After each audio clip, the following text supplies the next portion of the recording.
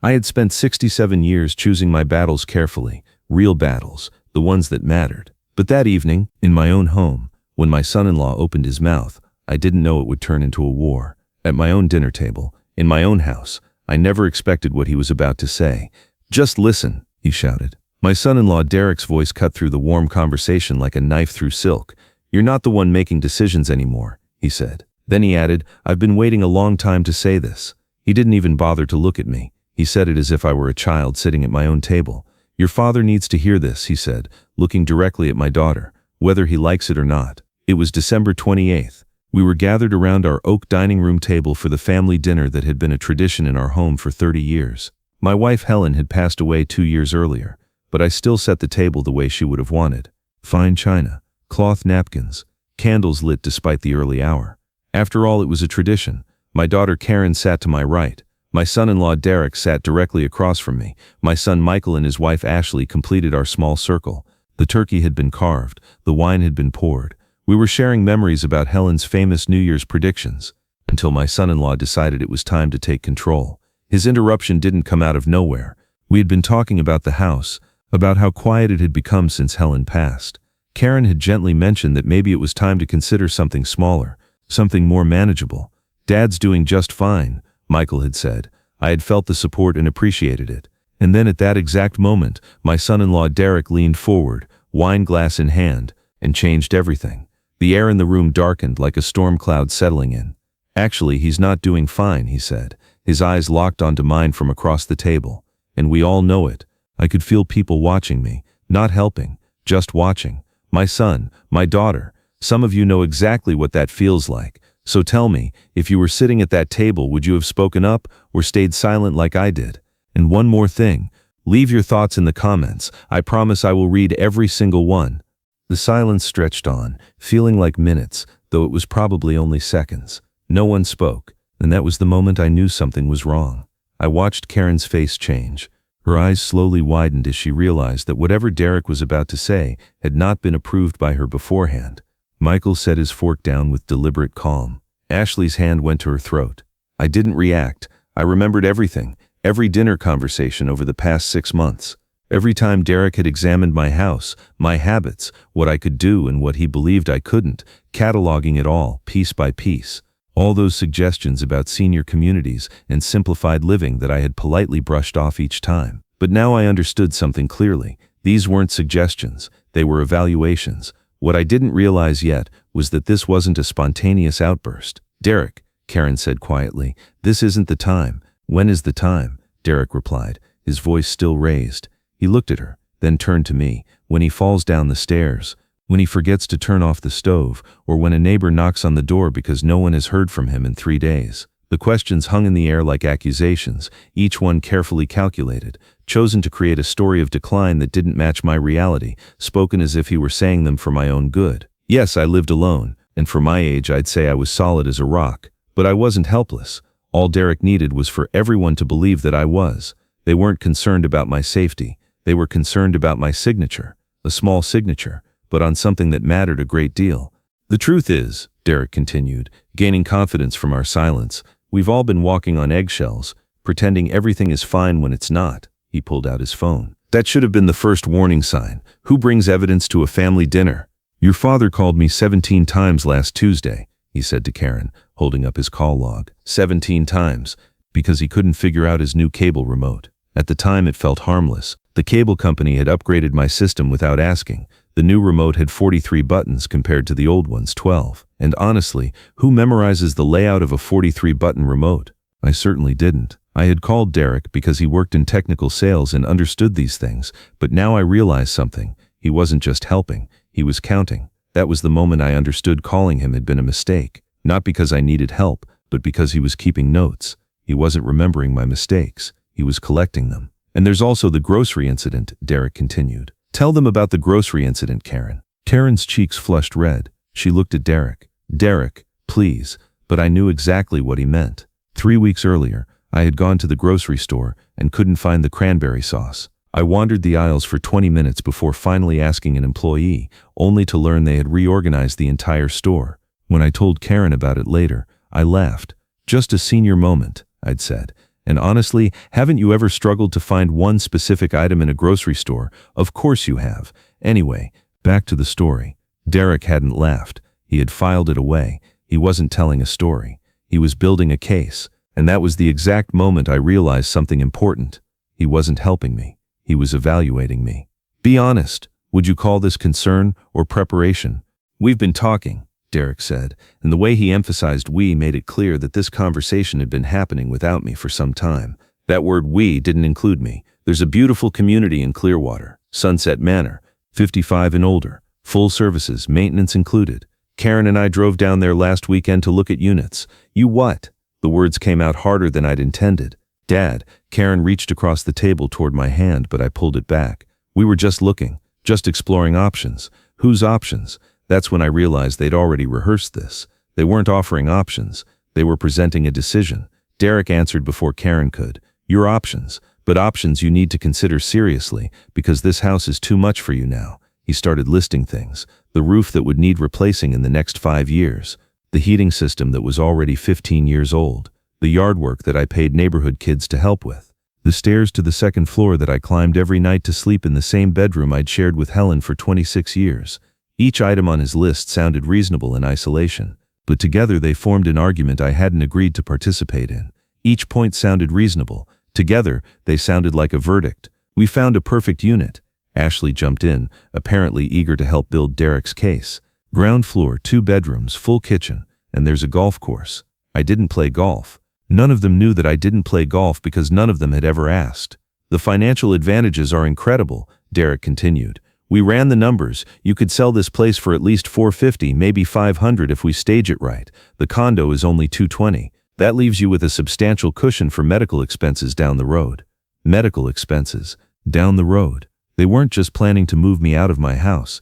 They were planning for my decline. Karen has power of attorney, Derek said, pulling out a folder that had apparently been sitting beside his chair throughout dinner. We had the papers drawn up last month. The tab said, POA, ready to file. That's when the dinner stopped being dinner.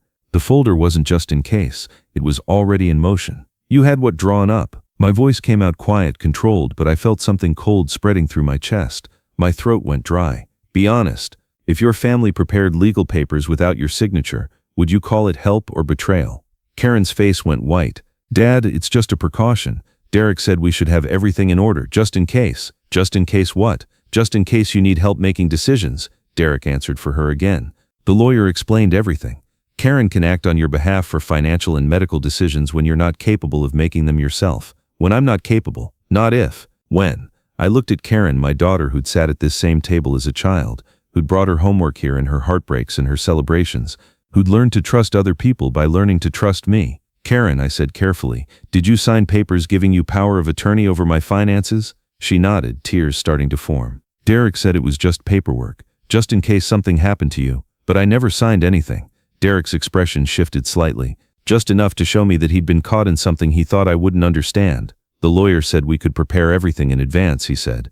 Get all the documentation ready so that when the time comes it's just a matter of filing. When the time comes, when you're ready to make the transition, when you accept that this is what's best for everyone. He thought I wouldn't notice. That was his mistake. Quiet people prepare louder than they speak. I sat back in my chair and really looked at Derek for the first time since this conversation had started. Really saw him. I'd known Derek for 8 years, since Karen brought him home for Christmas. Technical sales manager, expensive watches, late model BMW. Karen had been charmed by his confidence. What I'd seen as confidence was manipulation. What I'd seen as decisiveness was impatience. I'd spent 35 years as a senior engineer for an aerospace company. I designed navigation systems for commercial aircraft. People confuse quiet with weak. I never did.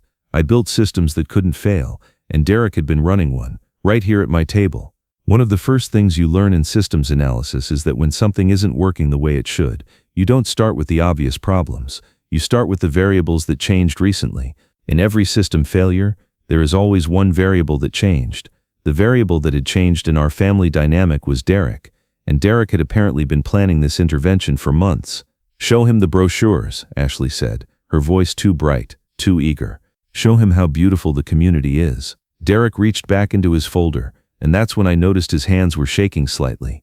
The brochures were professional, glossy, full of photos of smiling seniors playing shuffleboard and attending book clubs. Sunset Manor looked like a perfectly nice place to live if you were someone who wanted to live there. The waiting list is usually 18 months, Derek said.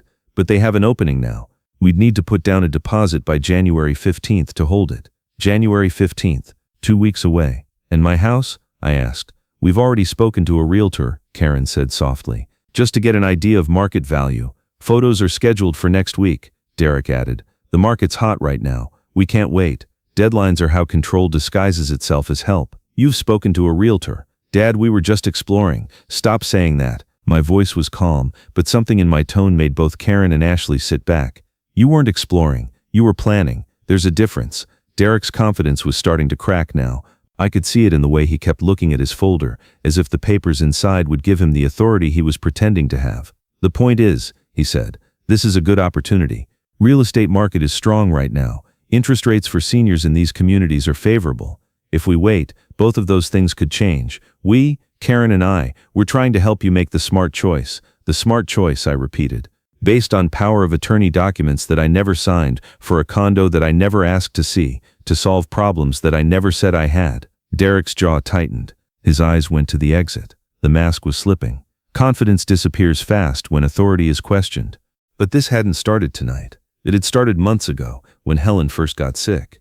I'd been so focused on taking care of her, on doctor's appointments and medications, and making sure she was comfortable, that I hadn't noticed Derek positioning himself as the responsible son-in-law, the one who understood practical matters, the one who could make hard decisions when emotions got in the way. After Helen died, I'd been grateful for his help. He'd handled some of the insurance paperwork, helped me understand the mortgage life insurance policy, explained tax implications that I could have figured out myself but was too grief-stricken to focus on. It was actually reconnaissance. Derek had been learning about my finances, learning about the house, the property values, the equity I'd built up over 26 years, learning about my routines, my dependencies, my moments of uncertainty as I adjusted to living alone.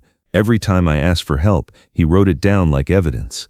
And he'd been sharing all of this information with Karen, framing it as concern for my well-being when it was actually inventory of my assets. The phone calls about the cable remote weren't 17 calls about technology. They were 17 examples of my supposed inability to adapt to change. The grocery store incident wasn't a funny story about store reorganization.